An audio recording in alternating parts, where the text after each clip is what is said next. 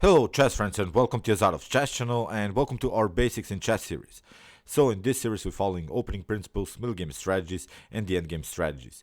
Today we'll talk about some defensive strategies in chess. The defensive strategies I think are also very important in chess because we cannot always be on the attacking side. Sometimes we have to defend, and today's subject will be the so-called parallel setup of pawn structures in the middle game. So the parallel setup is here setup which I've already prepared for you. So you see we have now a situation in which we have 2 versus 2 pawns here.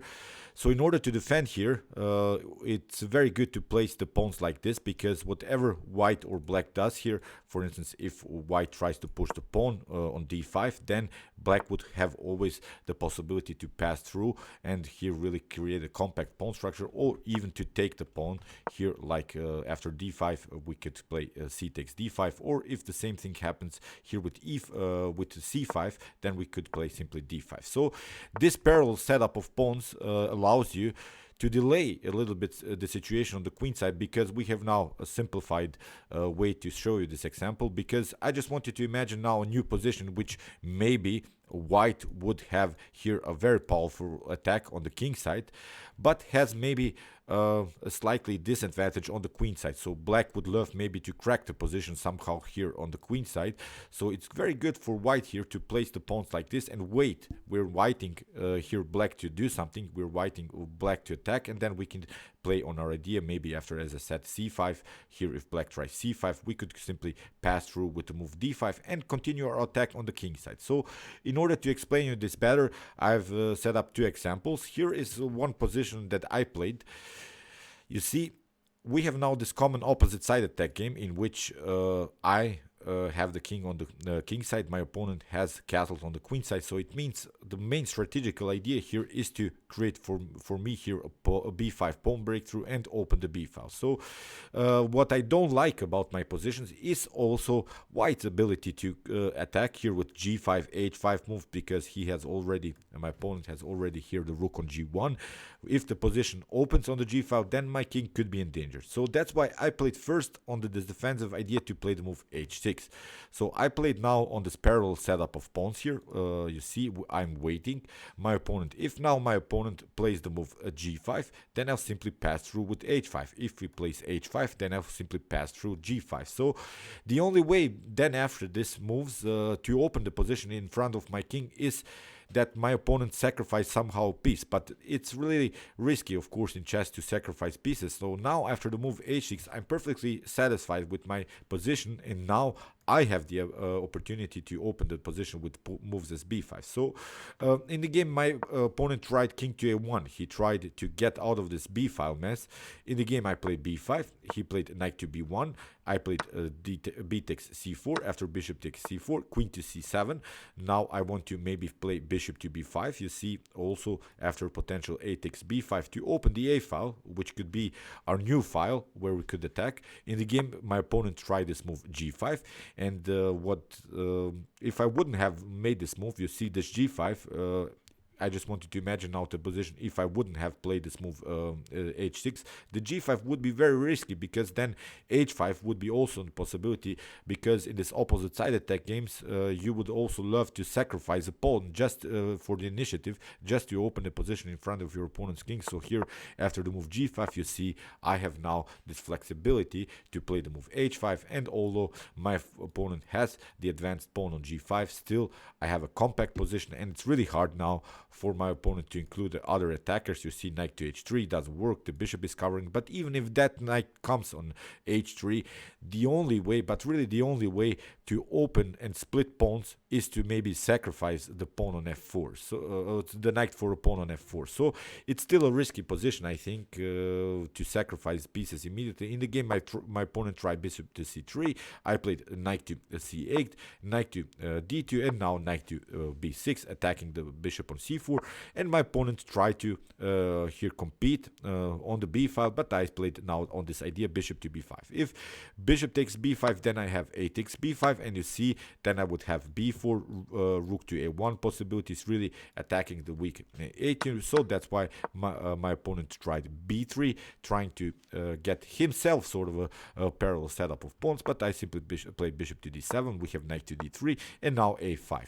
Here I want to stop because the main idea is now to play a4, a3, really get something happen on the queen side.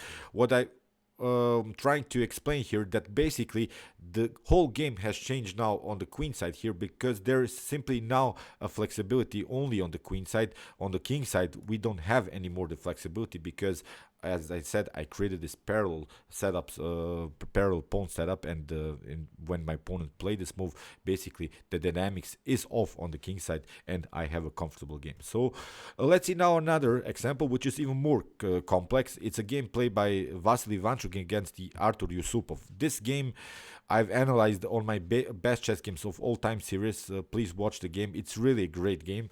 But I wanted to show you how Artur Yusupov, a strong grandmaster, he was really a great tactician in chess, a great attacker, really like Vasily Ivanchuk. That's why this game was so great, because we had really great attackers.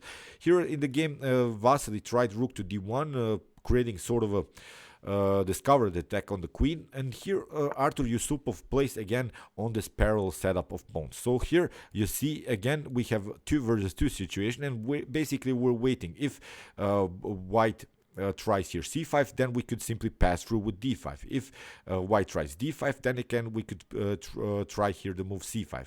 If for instance white takes the pawn on e5, then we would simply play d takes e5, and I don't think that white has gained too much here. We could play after something like bishop to g5, queen to c7, simply healthy developing moves, and maybe even e4 would be sort of a possibility to simply attack the knight and really get a very nice pawn on the 4th rank, and really sort of a space advantage. So here after the move c6, Vasily tried bishop to b3, we have queen to e7, and now comes this move e4.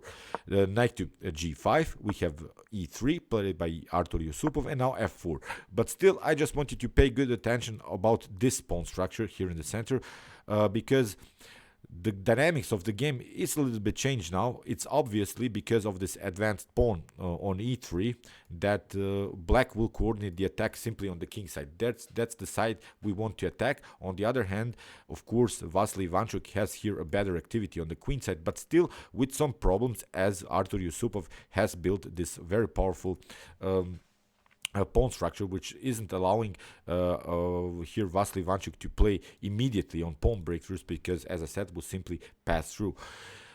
This parallel setup of pawns allows you at least for a little bit to block the side where your opponent is attacking. Sometimes, like in this game, after knight to f8, you see Vasily Ivanchuk is attacking further with potential b4 moves, but now after bishop to f5, queen to b3, h6, knight to f3 was played, and now knight to g4. So you see, here Artur Yusupov is faster on the attack, because he forced basically Vasily Ivanchuk to play further b4, bishop to a3. He forced him many moves in order to make something happen, and now he's simply faster. After the move b5, we have g5, simply attacking the pawn. We have b takes c6, and now b takes c6.